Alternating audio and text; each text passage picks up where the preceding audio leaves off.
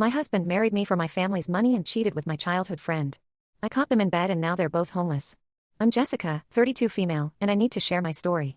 I grew up in a family that worked hard for their success. My parents, Mark, 60 male, and Linda, 58 female, started their business from nothing. They sold handmade furniture out of our garage when I was little. I remember helping them sand wood and apply varnish on weekends. It wasn't glamorous, but it taught me the value of hard work. As their business grew, so did our lifestyle. We moved from a small apartment to a nice house in the suburbs. But my parents never forgot where they came from. They made sure I understood that money wasn't everything. I had chores and a modest allowance. If I wanted something expensive, I had to save up for it. In high school, I kept a low profile. I had a small group of friends who didn't know about my family's growing wealth. We hung out at the mall, went to movies, and had sleepovers like normal teenagers. I liked that they liked me for who I was, not what I had. Everything changed when I started college. Somehow, word got out about my family's business. Suddenly, people I barely knew were inviting me to parties and expensive restaurants. At first, I was flattered by the attention. I thought I was finally becoming popular. But I quickly realized these new friends only cared about what I could buy them. There was this girl, Amanda, 32F, who became my roommate in sophomore year. She was always organizing group outings and conveniently forgetting her wallet. I'd end up paying for her meals, movie tickets, and even her textbooks sometimes. When I tried to talk to her about it, she'd laugh it off and say, "That's what friends are for, right?" I started to feel used and lonely. My old high school friends were at different colleges, and I couldn't trust my new ones. I threw myself into my studies, determined to prove I was more than just my parents' money. After graduation, I started working at my parents' company. I insisted on starting at the bottom, in the customer service department. Some of my coworkers resented me, thinking I'd get special treatment. But I worked harder than anyone else, determined to earn my place. Over the next few years, I slowly worked my way up in the company. I skipped office happy hours and weekend parties, focusing on my career instead. My social life was practically non-existent, but I was proud of what I was accomplishing.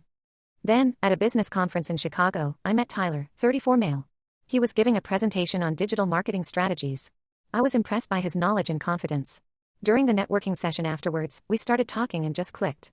Tyler was different from anyone I'd met before. He was smart, funny, and seemed genuinely interested in my thoughts and experiences. When I mentioned my family's business, he asked thoughtful questions about our growth strategy and market positioning.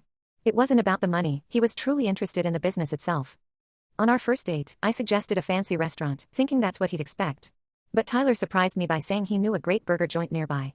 We ended up eating burgers and drinking milkshakes, laughing and talking for hours. It was the most fun I'd had in years. As our relationship grew, I introduced Tyler to my parents. He charmed them with his knowledge of business trends and his respectful attitude. My mom pulled me aside afterwards and said she was happy I'd found someone who appreciated me for who I was. Tyler and I dated for 2 years before he proposed. During that time, he never asked me for money or expected lavish gifts. He had his own successful career in marketing and seemed content with our simple date nights and weekend getaways. When we talked about the future, it was always in terms of what we build together, not what I could provide for him. We got married in a beautiful but modest ceremony. My parents offered to pay for an extravagant wedding, but we declined, preferring to save the money for our future. Tyler moved into my apartment, and we started planning our life together. For the first year of our marriage, everything seemed perfect. We both worked hard during the week and spent weekends exploring the city or trying new recipes at home. We talked about starting a family and buying a house in a few years. I felt like I'd finally found my happily ever after. But about 6 months ago, things started to change. Tyler began working late more often, saying he had important projects to finish. At first, I didn't think much of it. I knew how demanding careers could be, and I was proud of his dedication. Then I noticed other changes. Tyler started buying expensive clothes and accessories. He traded in his practical sedan for a flashy sports car. When I asked about it, he said he'd gotten a big promotion and wanted to celebrate. I was happy for him, but something felt off. Last week, I decided to surprise Tyler at his office for lunch. When I arrived, his secretary looked confused and said he'd left early, claiming he wasn't feeling well. Worried, I rushed home, only to find Tyler in our bed with my childhood friend, Megan, 31 female. I stood there in shock, unable to process what I was seeing. Tyler scrambled out of bed, trying to explain, but I couldn't hear anything over the rushing in my ears. Megan just sat there, looking smug. As I turned to leave, I heard her say, "I guess the gold mines run dry, huh?" That's when it hit me. They weren't just having an affair, they'd planned this from the beginning. Tyler had married me for my money, and Megan, who'd always been jealous of my family's wealth, had helped him do it. I left the apartment and drove to my parents' house. Through tears, I explained everything. My dad immediately called our lawyer, while my mom held me as I cried. Now, I'm staying with my parents while we sort out the legal mess. Tyler's been calling and texting nonstop, begging for forgiveness and swearing he loves me. Megan's tried to contact me too, claiming it was all Tyler's idea and she was just going along with it. I feel like such a fool. I thought I'd finally found someone who loved me for me, not my family's money. Now I don't know who to trust or what to do next. How do I move forward from this betrayal? Update 1. It's been 2 weeks since I discovered Tyler and Megan's betrayal, and a lot has happened. I want to thank everyone for their supportive comments and advice. It's been difficult, but I'm slowly finding my way. First off, I met with our family lawyer, Mr. Anderson, 58M. He's been handling our business affairs for years and is basically part of the family. When I was a kid, he'd always bring me candy when he came for meetings with my parents. Now, he was here to help me through one of the toughest times in my life. When I told Mr. Anderson what happened, he was visibly angry on my behalf. He immediately started working on divorce papers and advised me to gather all financial documents. He also suggested I change all my passwords and PIN numbers, just in case. While going through our joint accounts, I discovered something alarming. Tyler had been moving money into a separate account for months. It wasn't a huge amount compared to our total assets, but it was still a significant sum. Mr. Anderson said this was clear evidence of financial infidelity and would strengthen our case. I also found out that Tyler had been lying about his job. He hadn't gotten a promotion, he'd been fired 3 months ago for embezzlement. All those late nights at the office? He was probably meeting up with Megan or other women. The expensive clothes and car were bought with my money. Speaking of Megan, she showed up at my parents' house yesterday. I was in the kitchen making tea when I heard the doorbell. My mom answered it, and I heard Megan's voice. Curious, I peeked around the corner. Megan was crying and begging for forgiveness, saying Tyler had manipulated her too. I almost felt sorry for her until she let slip that they'd been planning this for over a year. Apparently, they'd reconnected at our wedding and started plotting then. My dad overheard this confession and lost it. I'd never seen him so angry before. He told Megan to leave immediately or he'd call the police. As she was leaving, she had the audacity to ask if I'd put in a good word for her with her boss. She'd been fired when the affair came to light. After Megan left, my parents and I had a long talk. They reminded me of all the times in my life when I'd shown strength and resilience. Like when I was 10 and broke my arm falling out of a tree but still insisted on participating in the school play with my cast. Or when I was 16 and my first boyfriend cheated on me, but I held my head high and focused on my studies instead of letting it bring me down. Tyler's still trying to contact me. He left a voicemail yesterday saying he'd changed and wanted to make things right.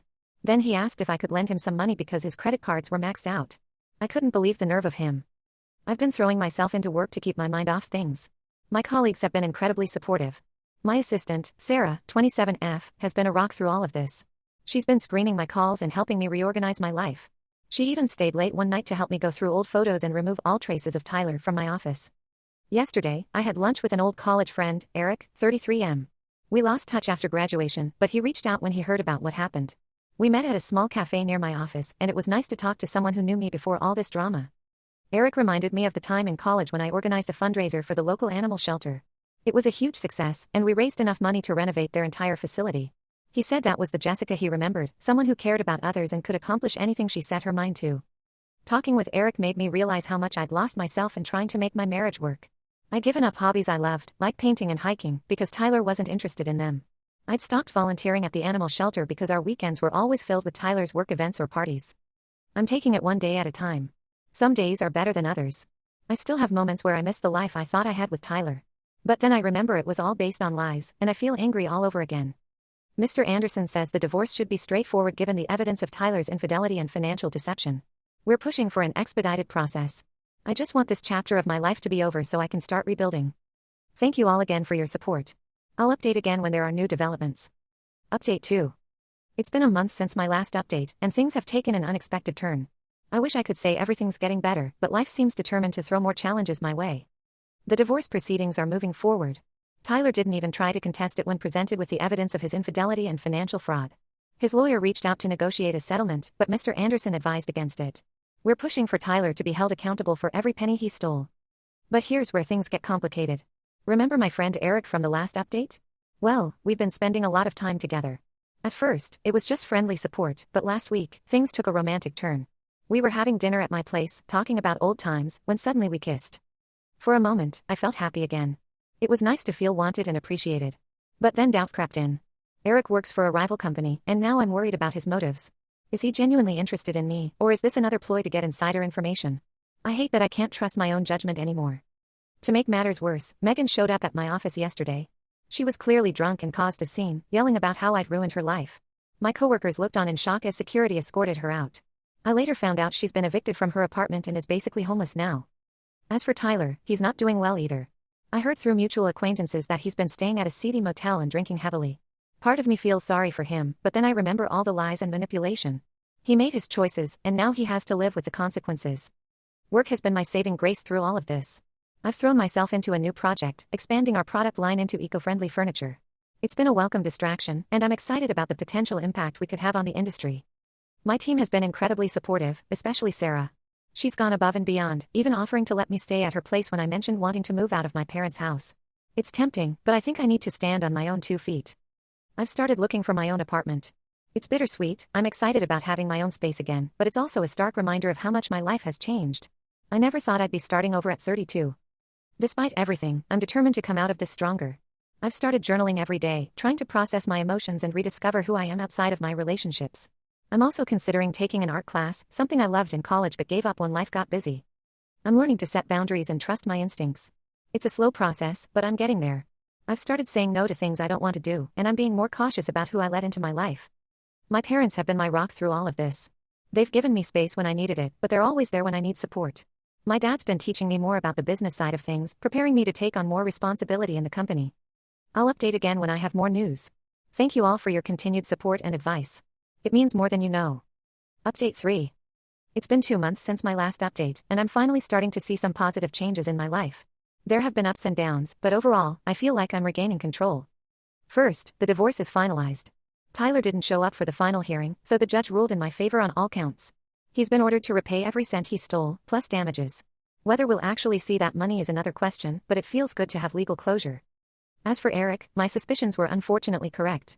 Last week, during a business meeting, he tried to use information he gleaned from our conversations to negotiate a deal that would have hurt my family's company.